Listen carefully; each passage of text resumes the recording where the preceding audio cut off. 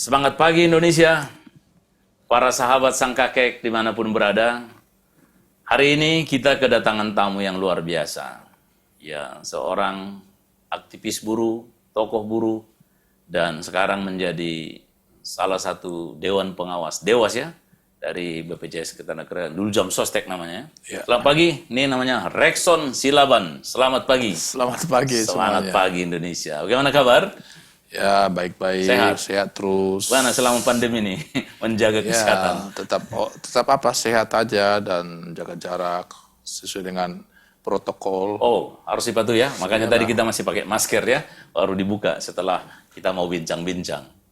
Baik, beliau ini adalah juga mantan Ketua Umum Serikat Buruh Sejahtera Indonesia dan juga dalam mengurus buruh bukan hanya di Indonesia, tapi juga buruh internasional di ILO.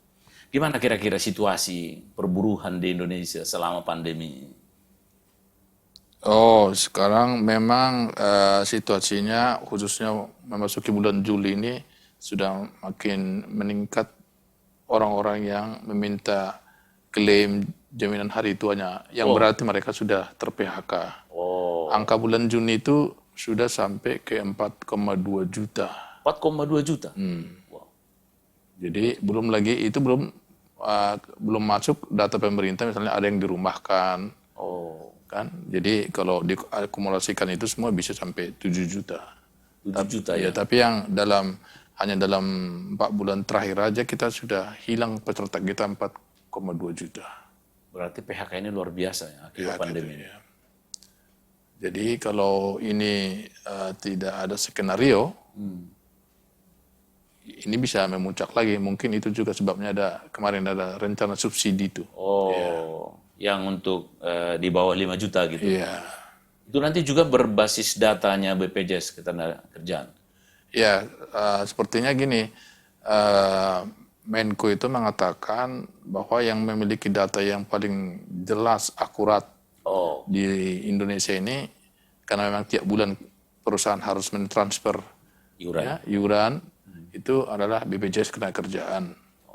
Dan memang walaupun ada masih tidak mau saya katakan 100% akurat, tapi boleh saya katakan dibandingkan lembaga-lembaga lain, kamilah yang dianggap memiliki data lebih valid dan memiliki misalnya alamat, terus memiliki nama orang tua, kan, memiliki kartu keluarga gitu. Database-nya lebih kuat. Walaupun tidak akurat 100%, tapi minimal mendekati lah. Daripada nanti seperti Bansos kan banyak masalah karena datanya tidak sama dengan pemerintah daerah dengan... Dan ini kan karena dikirim ke rekening kan kemungkinan untuk ke rekening pribadi peserta kan bagaimana cara mencuri uangnya kan susah kan? Oh, jadi selamat ya? Iyalah. Lebih aman gitu.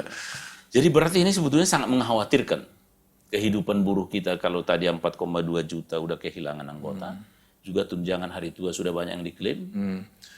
Mengkhawatirkan karena dikatakan ada skenario Indonesia sedang, berat, dan sangat berat. Nah, kalau sekarang kita memasuki berat. Jadi kita sekarang sedang berupaya seluruh Indonesia itu, pemerintah juga, bagaimana kita jangan memasuki skenario berat. Kalau skenario berat itu akan susah dibayangkan apa yang akan terjadi. Resesinya kan. Iya, karena gini, waktu 98 itu krisis kita kan menderita, tapi Amerika, Eropa kan tidak. Jadi kita masih bisa minta tolong. Nah sekarang semua kan rame-rame menderita ini, siapa. Jadi semua orang menyelamatkan diri sendiri. Gak tahu siapa menolong siapa lagi. Iya, jadi ini berbahaya gitu. Itu yang berbahaya. Karena merata seluruh dunia. Jadi dari sudut penyelamatan PHK, dari sudut ketenagakerjaan dengan kebijakan yang baru ini, apakah ini cukup menolong kira-kira kehidupan buruh kita? Jadi gini, ternyata Indonesia ini bisa bertumbuh karena kita suka konsumsi. Jadi pertumbuhan ekonomi Indonesia itu bukan karena seperti Jepang, memproduksi barang. Kulkas, mobil, handphone. Nah Indonesia ini pertumbuhan ekonominya disumbang 70% karena konsumsi rumah tangga. Jadi kalau kita sering konsumsi, ekonomi Indonesia ini tumbuh. Nah sekarang kan udah di PHK dari mana? Uang. Daya beli kurang. Pemerintah bilang, oke kasih aja uang. supaya mereka konsumsi. Supaya belanja terus. Belanja terus. Konsumsi. Jadi ini pertumbuhan ekonomi 70%. Kalau tidak, kalau nggak ada yang belanja, coba itu warung-warung, hotel-hotel, transport. Ya. Bagaimana mereka hidup itu? Restoran-restoran semua nggak ada yang belanja ke sana. Yang penting kita jangan uang itu ditabung nanti dan atau membeli barang luar negeri ya itu jadi impor. Jadi salah. Jadi pergi lagi uangnya. Iya. Jadi berarti ini sebetulnya bagusnya harus dikonsumsi supaya meningkatkan uang yang beredar dan menumbuhkan ekonomi. 70% sumbangannya dari konsumsi. Berarti kalau ini jalan bantuan ke para buruh ini sebetulnya dibelanjakan dan akan bisa menolong. Ya, dan secara ekonomi kalau 1 tahun itu kan ada 4 kuartal. Ya. Kalau berturut-turut misalnya kuartal 3 dan 4 itu minus, sekarang kan kuartal ke-3 ini kita minus 5,2%. Kalau nanti minus lagi kuartal berikutnya, itu namanya disebut krisis ekonomi. Oke. Per definisi. Jadi kita mau menghindari memasuki ke sana. Kalau itu udah sangat berat itu. Kategori kalau udah resesi. Sangat berat ya. Padahal kita sekarang udah kondisi berat. Berat sekarang. Jadi gimana mencegahnya supaya jangan masuk ke sangat berat itu? Berat ya. Kan nanti kan masalahnya kan kalau krisis ekonomi ini kan akan berpengaruh menjalar kepada krisis politik. Ya. Krisis sosial. Jadi dan kita sudah berpengalaman Indonesia ini krisis politik kan selalu berbahaya. Sehingga harus kita hindari bersama-sama. Karena sensitif ya, isu SARA dan segala macam. Oke, jadi mungkin para sahabat, kalau kita mendengarkan apa yang disampaikan Pak Rekson Silaban, salah satu dewas dari BPJS Ketenagakerjaan, bahwa sebetulnya kekuatan kita dikonsumsi 70%. Oleh karena itu, kalau ada uang, nggak usah ditabung, dibelanjakan aja supaya itu meningkatkan daya beli dan juga konsumsi dan pertumbuhan ekonomi. Lalu kira-kira kalau misalnya ini pandemi ini dalam kondisi 6 bulan ini ke depan belum pulih, kira-kira gimana bayangan ekonominya? Jadi sekarang kan sedang berlomba juga untuk menciptakan antivirus kan? Ya, antivirus vaksin. Jadi sekarang kalau di krisis 98 itu kan yang memulihkan Indonesia adalah skenario ekonomi. Ya. Nah sekarang menyelamatkan Indonesia ini adalah skenario kesehatan. Oh, dibalik ya? Dibalik, jadi bukan ahli ekonomi yang disuruh maju. Sekarang adalah disuruh dokter-dokter semua, ahli-ahli, semua ciptakan obat yang cepat. Kalau tidak obat vaksin yang bisa 100%, tapi setidaknya bisa berkemampuan 60%, 70% untuk mengurangi korban dan mengurangi ketakutan. Jadi ini karena sumbernya juga dari kesehatan, solusinya juga harus kesehatan. Kalau 98 kan ekonomi. Jadi solusinya juga harus ekonomi, bantuan IMF. Jadi ini hanya bantuan vaksin dan obat.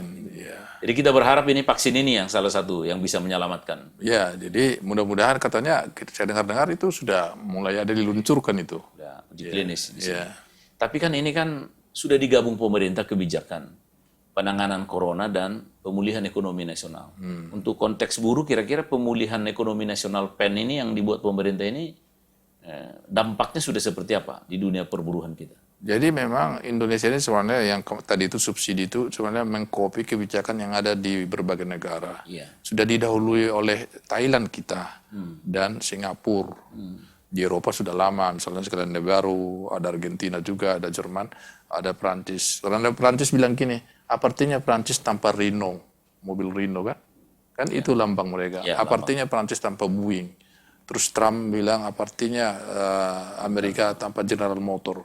Jadi mereka harus bangkitkan sektor-sektor yang labor intensive, yang padat karya, lambang-lambang yang membackup ikon negara itu. Jadi Indonesia ini juga harus berpikir bagaimana yang menampung tenaga kerja banyak itu seperti sektor manufaktur, ada batik, ada apa, itu harus diselamatkan. Memang kita tidak bisa menyelamatkan semua orang. Seperti itulah, ini bantuan subsidi itu, orang ribut. Kenapa hanya ke 15 juta orang? Kenapa nggak ikut juga yang lain? Ya kalau ikut yang lain kan 103 juta angkatan kerja. Uangnya dari mana gitu loh. Jadi memang ini kan soal opsi-opsi yang cepat. Kalau kita mau opsinya harus keadilan yang diutamakan, tapi tidak menyelesaikan masalah, Indonesia ini bisa bubar gini kalau kayak gitu ceritanya. 15 juta aja udah susah. Lagi 105 juta ya. Bagaimana mau menanggung? Apa ada kesan seolah-olah semuanya harus ditanggung pemerintah? Di mana tanggung jawab pengusaha, tanggung jawab buruhnya, tanggung jawab semua elemen masyarakat? Gimana? Dari konteks perburuan kira-kira gimana pandangannya? Ternyata gini bahwa eh, pandemi ini kan agak aneh ini karena tidak ada yang memprediksi waktu kita tahun baru kemarin Januari kita berdoa, kita membeli sama baru, tidak tahu kita bahwa Februari sudah ada pandemi ini. Jadi tidak ada perusahaan yang memiliki skenario misalnya investasinya jangan dulu diekspansi, simpan dulu uang untuk ini, baru kemudian apa karyawan jangan direkrut dulu. Jadi tidak ada skenario untuk efisiensi. Tiba-tiba mereka bulan 3 terjebak ketika pasar mereka ekspor impor itu rusak semua. Jadi akhirnya mereka memang pengaduan satu-satunya kemana lagi? Ke pemerintah. Coba dulu kalau diulang dulu cerita BLB dulu kan kacau. BLB dulu kan asal yang bangkrut dikacau, akhirnya kabur semua. Banyak yang sehat ngaku-ngaku bangkrut kan. Nah sekarang skenario-nya bukan lagi BLBI, ya ini subsidi ini, tapi dipastikan mana nomor rekeningnya. Kalau nggak ada nomor rekeningnya, ya nggak dikirim gitu. Ini lebih apa ya, lebih pas. Lebih, karena langsung ke rekening masing-masing gitu ya. Iya. Nggak oknum, nggak perseorangan. Oke, jadi mungkin dengan apa yang dijelaskan Rekson Silaban, bahwa sebetulnya ini situasi ini udah berat. Dan kalau ini masuk ke sangat berat, maka kita akan memasuki resesi ekonomi. Apa kira-kira kerjasama yang baik antara pengusaha, buruh, dan BPJS untuk bisa mengerem supaya jangan masuk kita ke sangat berat ini? Karena kita terikat dengan ekonomi global, jadi Indonesia tidak bisa menyelamatkan dirinya sendiri tanpa dunia lain selamat. Jadi sebenarnya sembari kita menyelamatkan diri sendiri, kita juga berharap Eropa pulih, Amerika pulih, karena ke sana lah barang-barang kita diekspor kan, Cina juga pulih. Nah, kita melihat katanya ada beberapa skenario internasional akan utang akan tak usah dibayar dulu, ada juga bantuan dari G20 macam-macam. Jadi itu pasti juga dunia, tapi pasti juga Eropa sama Amerika tidak berharap kita hancur, karena kalau negara-negara lain hancur, terus mereka jual barangnya kemana? Jadi saling ketergantungan ini sekarang ya, Jadi, harus saling membantu. Tapi satu hal yang pasti, kan sejarah pandemi global ini kan sudah banyak ceritanya. Tidak pernah pandemi itu mengalahkan manusia. Kan pernah beberapa hari, beberapa bulan, mati, meninggal. Tapi dunia selalu akan diselamatkan oleh manusia itu sendiri. Atau mungkin juga ini supaya makin banyak berdoa juga kepada Tuhan manusia ini. Supaya pandemi ini bisa berlalu gitu ya. Menguji juga mungkin ini. Ya ada yang percaya begitu. Jadi tapi yang masalahnya kan Cina yang tidak mengenal Tuhan kan hanya satu-satunya negara yang pertumbuhan ekonominya masih 5%. Masih sehat ya? Jadi ada tantangannya. Ya. Oh gitu ya, luar biasa. Jadi ini satu poin yang penting. Pengalaman kita dalam pandemi tidak pernah bisa melumpuhkan dan mengalahkan manusia. Selalu manusia secara kreatif akan mencari jalan keluar. Apa dan bagaimana menghadapi pandemi. Itu mungkin poin yang sangat penting tadi yang kita dapat dari Rekson Silaban. Mungkin ada pesan untuk masyarakat dan khususnya kalangan buruh kita atau pengusaha. Saya khusus ini karena saya di gerakan buruh khusus untuk para karyawan, pekerja, buruh, pekerja dimanapun. Dunia tidak akan pernah sama lagi seperti yang dulu-dulu. Bahwa sekarang kita akan berhadapan dengan VUCA itu, volatility, uncertainty, complexity, ambiguity. Jadi ada gelombang besar yang selalu terjadi, ketidakpastian, ketidakjelasan. Jadi memang karyawan-karyawan yang mau ingin survive, tetap bekerja, tetap relevan, dia tidak boleh lagi sulit beradaptasi. Dia harus memang cepat beradaptasi dan cepat bisa shifting ke pekerjaan lain. Karena mungkin dunia kita yang lama itu betapapun menyenangkan, mungkin harus kita lupakan dengan shifting ke pekerjaan lain. Jadi orang-orang yang susah beradaptasi, susah shifting, bergerak, itu akan mengalami disrupsi. Dia akan diganggu. Jadi gangguan itu akan terus menerus. Setelah pandemi ini akan ada lagi. Jadi kalau kita tidak beradaptasi, itu kita akan bermasalah di masa depan.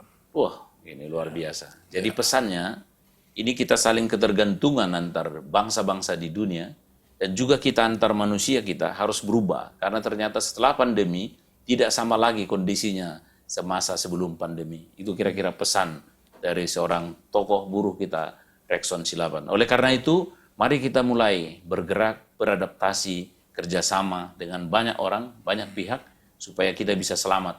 Karena kuncinya tadi, kita hanya bisa selamat kalau kita bersama-sama seluruh bangsa di dunia dan seluruh masyarakat bangsa kita. Jadi jangan saling menyalahkan pengusaha, buruh, dan pemerintah. Mari kita kerjasama. Ada uang, belanjakan supaya kita bisa menjaga pertumbuhan ekonomi kita dari konsumsi yang menyumbang 70% tadi dari Rexon Silaban. Itu yang kita dengar dan luar biasa. Tepuk tangan dulu untuk Rexon Silaban.